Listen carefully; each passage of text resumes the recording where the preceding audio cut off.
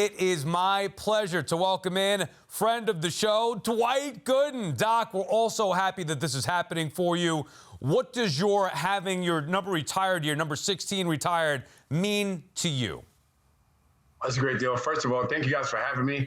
Having my number retired, when I got that call, for like 30 seconds, you just break down and you just tear up because everything you've been through, not sure if it's going to happen or if it's going to happen, then you finally get the word. And I look at that day, April 14th, as a celebration. And what I mean by that, because everybody that played a part of my career, the fans, my family, Mets front office, Jay Horace took care of media for me, Steve and Alex, I can't thank them enough, and the board. And they do so much, on the field, obviously was great times, a lot of accomplishments. And the fans always been very supportive. It gave me the energy and excitement that I needed at Shea Stadium.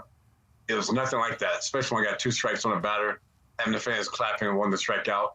And then when I had the ups and downs off the field, when the fans could have turned their back on me so many times, I would have understood that. But they didn't. At times, they loved me more and had hope and believed in me more than I believed in myself. Especially like 2019, when I was at the low point of my life, the fans, the tweets I was getting from Instagram, Twitter, my family supporting everybody, they gave me more support than I actually needed. And all played a part, and that's why I'm here today. I truly believe that. And so when the 14th come and I go out on the field, I'll be just speaking not just for myself, but for all the fans, all my family members, and everybody that's been with me from day one, through all the ups and downs. And I want the fans to understand they're a big part of that. I'm not just blowing smoke. I want them to really believe that. I want them to feel that. And because without them, I wouldn't be here today, and this wouldn't be happening. So I say thank you to all the New York fans. Thank you to the media for all you've done. Thank you to Steve and Alex Cohen as well, my family, for always being there, believing in me, giving me the support that I needed. Doc, I love hearing you talk about the fans. I've talked to you about this before. I loved you since I was a little kid. We're talking over 40 years, and I know that I'm not alone. You just mentioned all the fans that love you. Why do you think you have such a deep connection and special relationship with Met fans over the years? Only thing I think of just from hearing from the fans, I was always genuine, always spoke the truth. I didn't justify anything. I accepted what I felt. I did the best I can every day, and I faced the music, always in front of my locker as well. And I think the fans appreciate that. I just told the truth. When I let them down, when I had relapse after relapse, got incarcerated, I apologized. I said, hey, look, I'm trying to do the best I can, try to help people as best I can. But what you get, I'm the same person every day. I try to treat the fans the same every day. From my first day I got drafted to the last day I retired. And I think that's what they appreciate more than anything.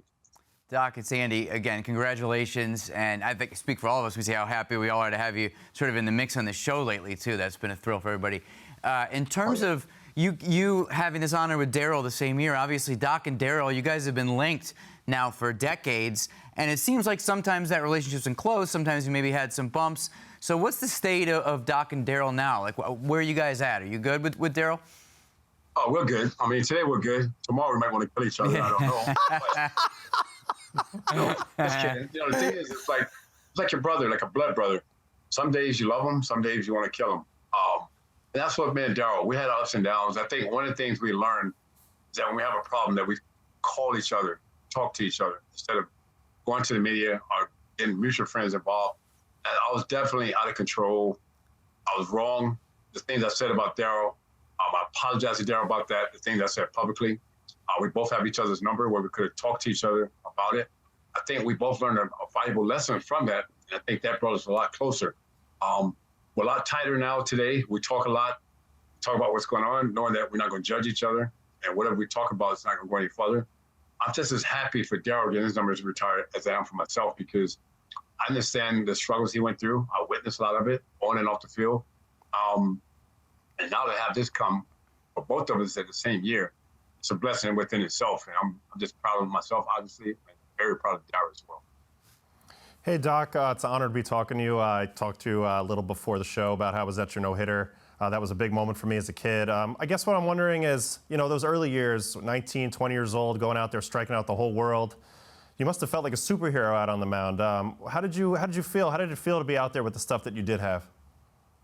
The main thing, and my dad taught me a lot of when I was young, and once I made the team, it was a dream come true. My whole goal was to stay healthy and play a long time.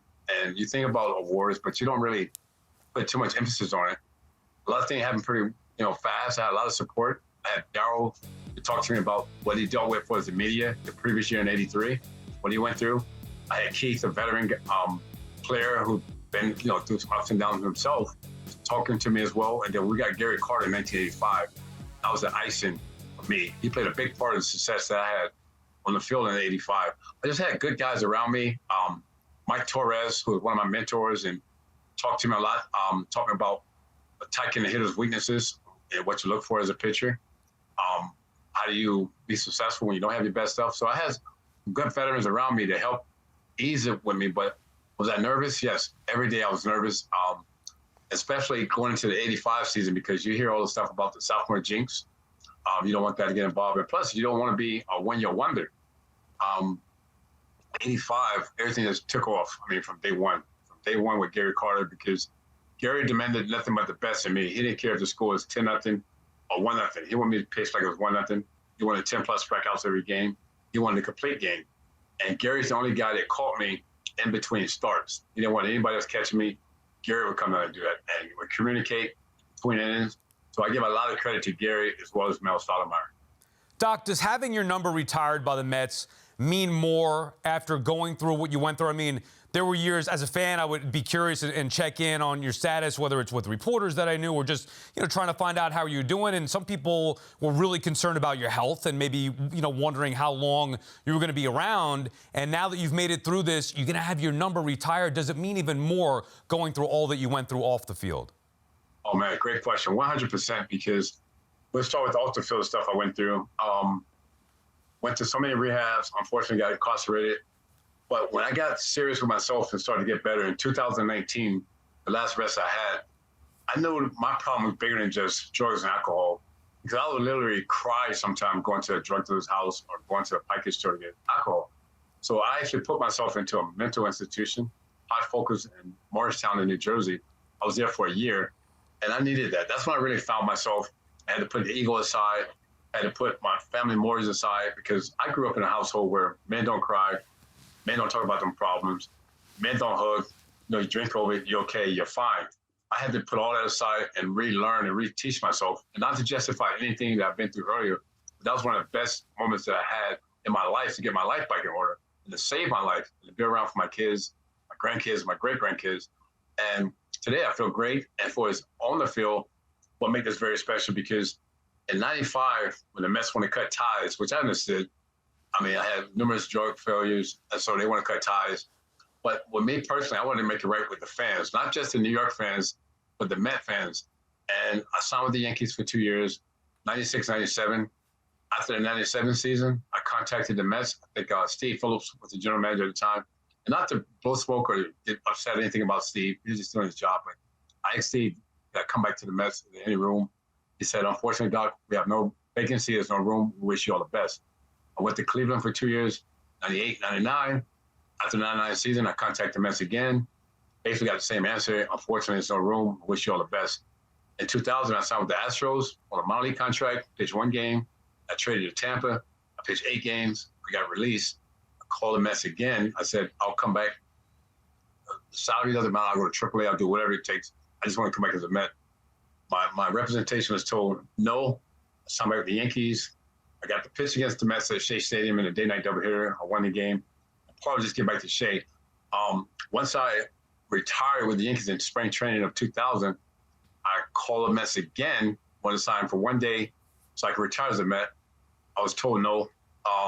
Never really heard it, and I just wanted to make it right with the fans. And so to get this opportunity now, when I got the phone call from Steve Cohen to tell me to retire my number, that's what I wanted. Now I can have closure on my Met career. Everything come full circle.